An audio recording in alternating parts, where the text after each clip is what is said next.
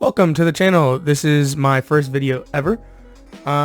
So welcome to the 3 video series, which is what I'm starting with, where we will be building a house, building it, texturing it, and finally the third video will be building a background for it. So without further ado, let's get into it. So to start off the whole project, I deleted the original objects and spawned in a brand new cube. Because everyone that uses Blender, there's like an unwritten rule where you kind of just never start with the cube that they give you. Throughout the video, you'll see me constantly tabbing in and out of Blender onto a Google tab, and that's just mainly because I chose a random house off of the internet instead of my own as a reference for the build, because I'm not going to use my own house. Once I decide on the house I want to replicate, I began by placing cubes in the places where the brick pillars were on the house and scale them to the preferred size.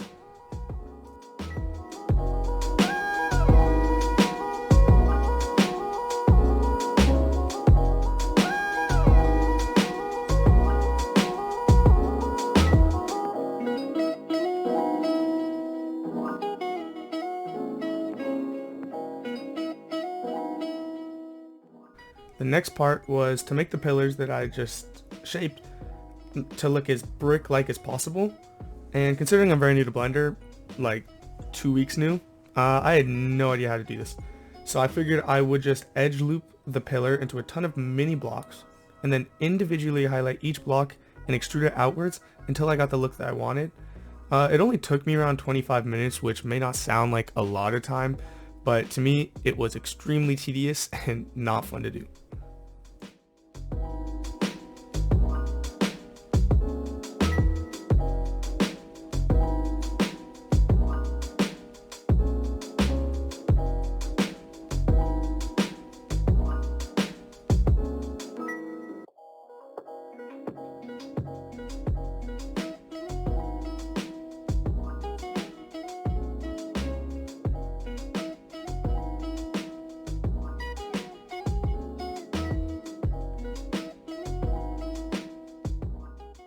I then duplicated the first pillar and replaced it with the other unedited pillar. If you didn't notice already, the first part of the house I was constructing was the garage. Thankfully, the website had plenty of photos of nearly every angle of the house, as well as a blueprint of the first and second floor, which kind of made it easy to visualize the distance between things. It just kind of made it easier to like eyeball how far apart each object would be. The next thing to build was the garage door. Coming into this, I was kind of just winging it with just the very basics that I knew, and kind of just learning new techniques as I went along. A good example of this would be like, for the first half of this house project, I heavily struggled on like moving the faces so they would lock perfectly in place and didn't overlap other objects. But as time went on, I learned to use the different type of grid locks, which sped up the process by so much. So I would like suggest to anyone that wants to learn Blender but isn't the type of person that likes to take courses or kind of just listen to other people, and just kind of wants to do things on their own, find something that you want to build that doesn't have like too much of an abstract shape, like a house, and try building it on your own without watching any sort of tutorial video. Because for me personally, at least, I found it a lot easier picking up keyboard shortcuts and other techniques with trial and error rather than memorization from a video.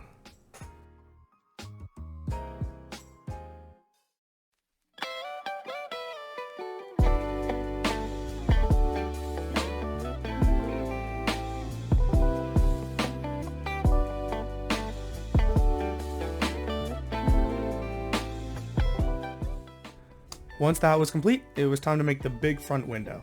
And I don't know what made me think this was a good idea, but every single window of the house, including this one, I decided to build separately and then join them together at the very end, which, looking back on it now, was really stupid.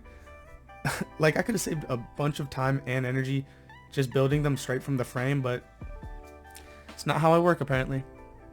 Also, during this whole thing, I have 2 monitors, so one of my monitors has what I'm working on, and the other monitor I had YouTube videos on the whole time, because throughout the maybe 4 days, 5 days I spent doing this, Overall, it's about 10 hours worth of video footage that I've crammed down into this little video here, but there's no way I can do 10 hours of work in silence.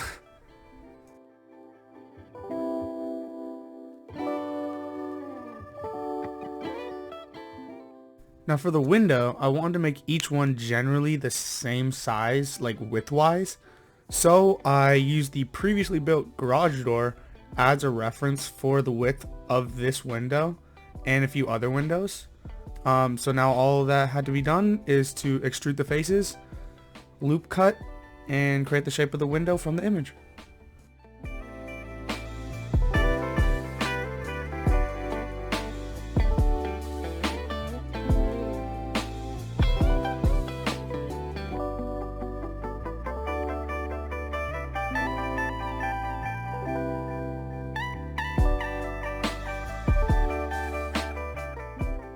The next thing I built were two pillars at the very front of the house that acted as an overhang. Now I could show you this in a 2 minutes time lapse of me doing it all, or I could just... There we go.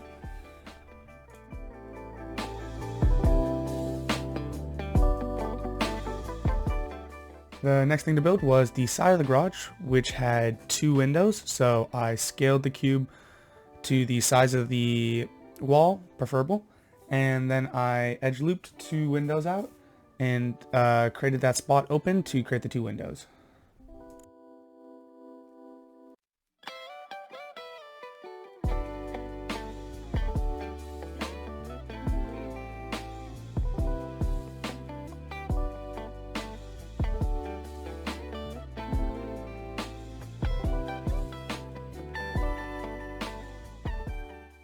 Now it was time to build the other front window, this time on the right side. So there was a little bit of problems with this one because first coming at it, it has the same type of brick effect as the pillars. So I thought, oh, let me take one of the pillars and just size it down and size it to the way I liked. And I learned that it didn't look too well when you change the size of everything. So I spent a good 30 minutes wasting my time trying to size that perfectly and kind of just edit the first one just for it all to fail. So I ended up just starting from scratch with a new cube and redesigning it individually like I did with the other pillars. You'll also see in this portion of the time lapse that the top, or the little ledge at the top of the wall, I was having trouble making it look like it was connected because they were two separate objects. So the brick wall as part of the right side window is not connected to the actual main frame of the house yet. And I didn't learn until a lot later that you can edit two objects at once. So also doesn't look the most pretty at the front, which I know is where everyone's going to be looking, but gonna have to deal with it.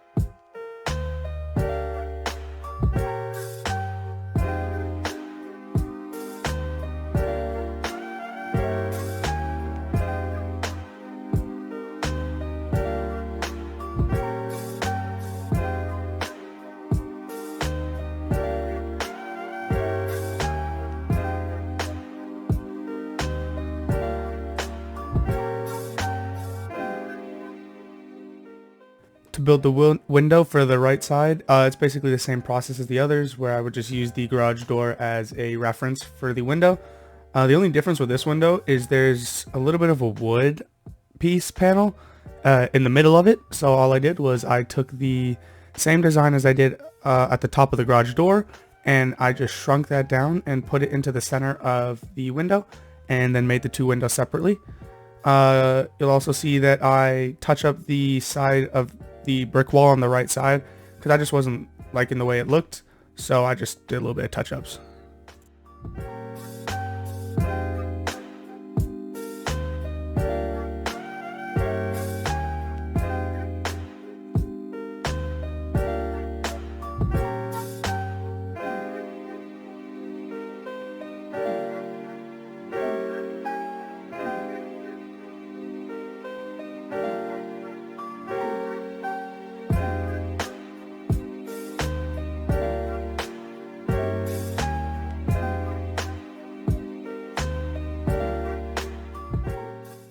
Once the front right window was complete, and it looks pretty good, I think I liked the way it finished. It was time to build the edge to the top of the garage where the balcony will be. So to do that, all I did was I extruded the edges from the very edge and built them out. It was pretty simple. Yeah.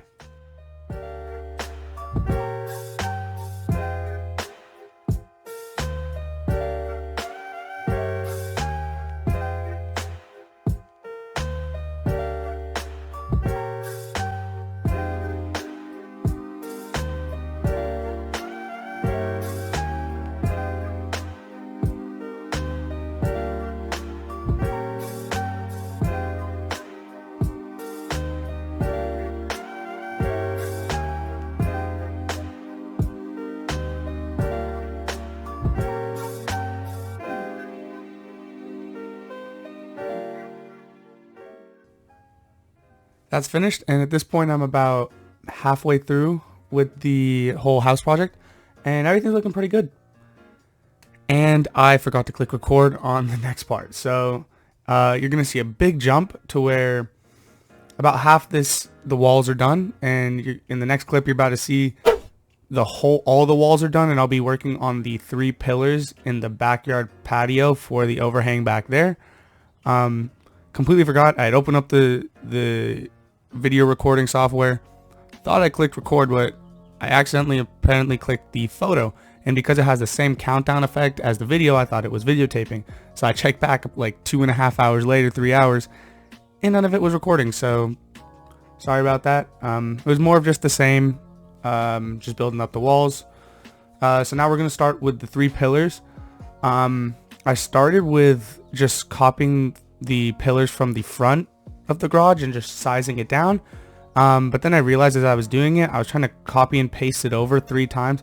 I just kept messing it up because I couldn't highlight everything. I completely forgot I could just press A to highlight everything, but I didn't.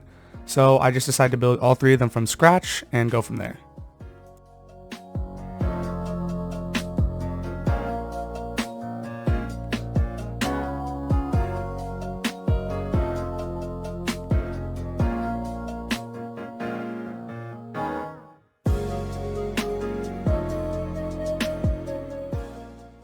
Getting close to the end of the build now. The next part to build was the floor for the balcony. And this is kind of where the grid locking really came in handy, because like I said before at the start of the video, I really wasn't using grid lock to its full capability. But this is the part in the project where I really started using it and realizing how big of a help it would be to help get that exact straight line I want without anything overlapping. So that just really helped along the process.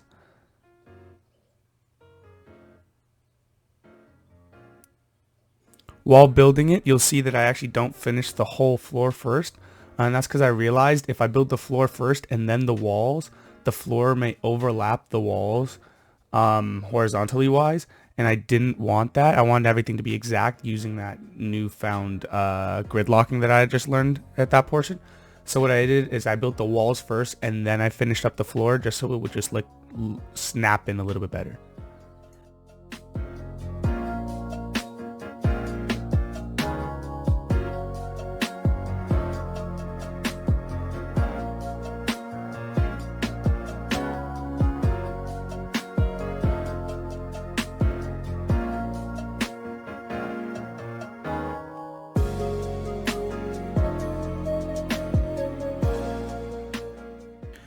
Adding in the windows and the balcony door now. I did the windows the same way and the balcony door the same way.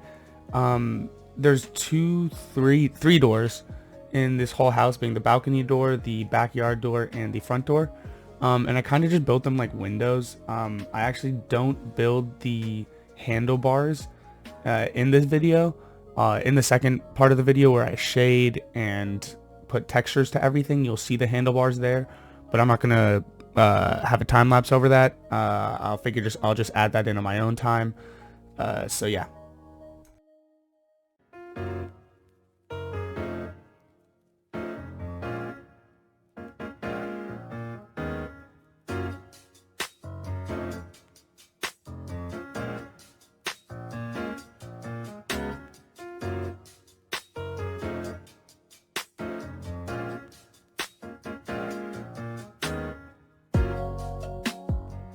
The actual balcony floor kind of had the same brick design as the walls from the pillars, except the only problem is that the floor wasn't kind of sticking out, whereas the brick pillars, you notice it kind of sticks out from the block because I'm actually extruding it, but with the floor I shouldn't extrude it. However, I had no idea how to do this. That wouldn't take me like hours on end to individually make sure each shape is a different size. I decided to just do what I did with the brick pillars and just extrude it, except I just did really big blocks and only one extrude, so it wasn't super lopsided with everything.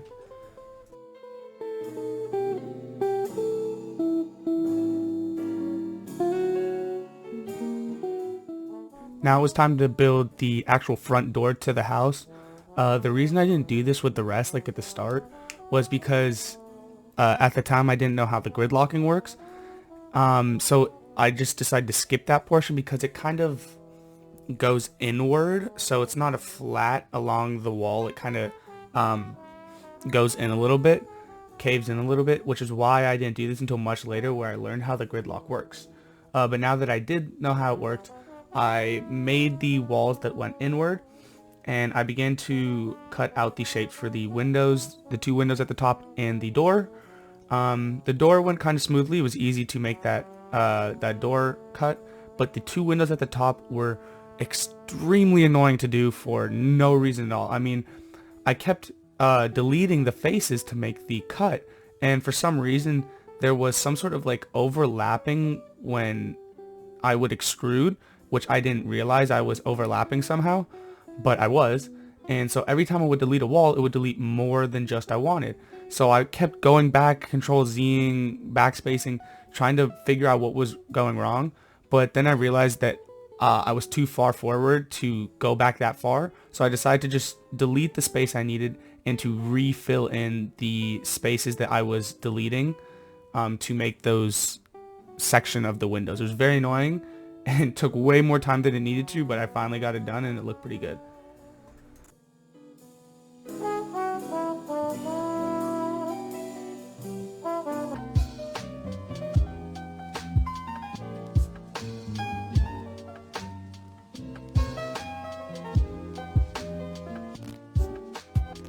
in the Ponca City Blackwell area, 68 degrees today.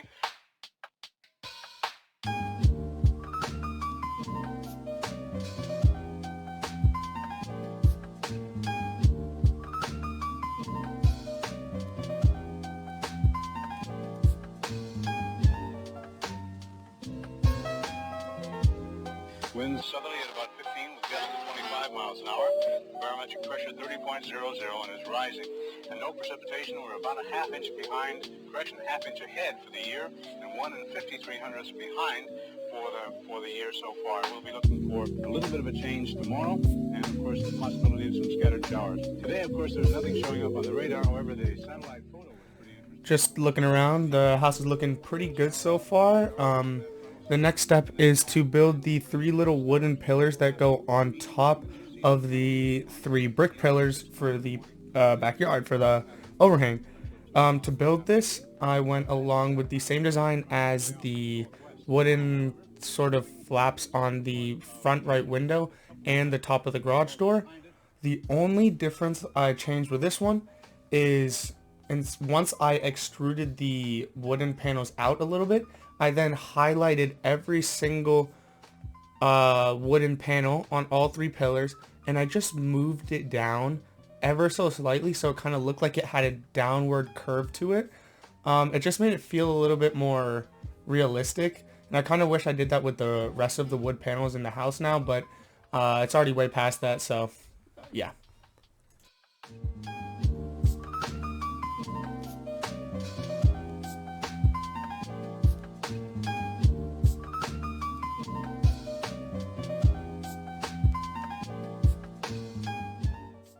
And we're finally here on the final step of the project, which is building the roofs, which, if you haven't guessed, is the hardest part of the whole build. This definitely took me the longest amount of time, and I didn't even record some of it because I realized how much of a waste it was just trial and erroring everything. But I have some of it in here. The reason it was so difficult is because most of this project has been blocks, right? Cubes. I've never said anything about triangles, spheres, any of that. But when it comes to the roof, you know, this house does not have a flat roof, a cube roof. It has like a normal sort of slanted roof. And I had no idea how to do this. So with a lot of trial and error, I was able to figure it out, but it does look a little sloppy, I can't lie. It doesn't look the best, but at this point it was really late at night, and I was already 4 or 5 days into this project, and I just wanted to get it done, just so I could like say I've actually done something in Blender. So I kind of sped through this part. The roofs don't look bad. The problem with it was when trying to do it, this whole time I've been extruding whole faces, but this time for it, the way I figured out how to make it look semi-good was to extrude the edges. So I would take a line in the middle of a cube, and I just extrude that edge. And what that did is it would bring up all the faces to that edge rather than to a whole face. So it doesn't look bad, but it definitely could have been improved more. And if I ever come back to this project for later purposes, maybe I'll improve it a little bit, but that'll be off camera, so you probably won't realize it until I bring it up.